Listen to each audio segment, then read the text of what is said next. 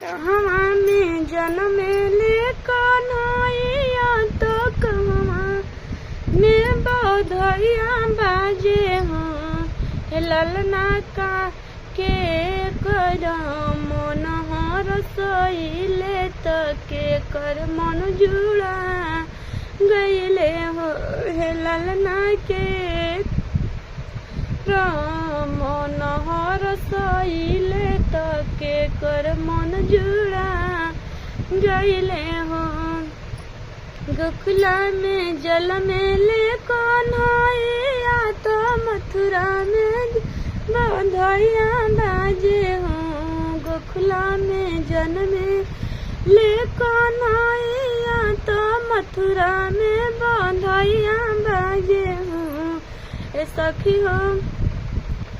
सखी हो नंद जी के हियरा जुड़ाई, नंद जी के हियरा जुड़ाई ले तो।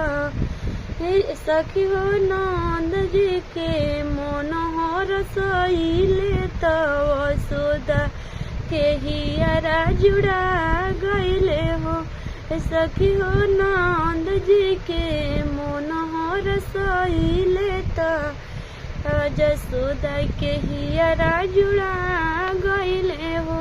अंगना में नाचेली यशोदा मैया द्वारा पर सब गोपिया नाचत हो।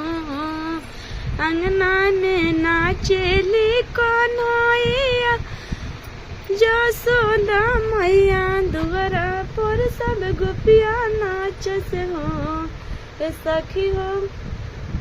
सखी हो गोकुला में जन्म ले कन्हैया तो कन्हैया बड़ा सुंदर है। सखी हो गोकुला में जन्म ले कन्हैया गोकुला नगरिया सोर भइले हो।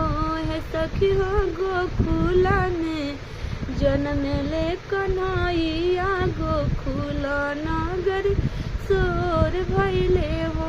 अन्न धन लुटावेले यशोदा सोना माता अंगना खेलावेली हो। हे ललना लागे नहीं केहू के नजरिया, कान्हा हो हमर अमर हो खस हो। लागे नहीं केहू के नजरिया, लाला हमरो अमर हो खस। कहवा में बाज जनमेले कन्हैया तो कहाँ वहाँ बधैया बाज से। ललना कहवा में बाजला के कर मन हरसइले त के कर हृदय जुड़ा गईले हो। हे ललना के कर मन हरसइले त के जुड़ा गईले हो।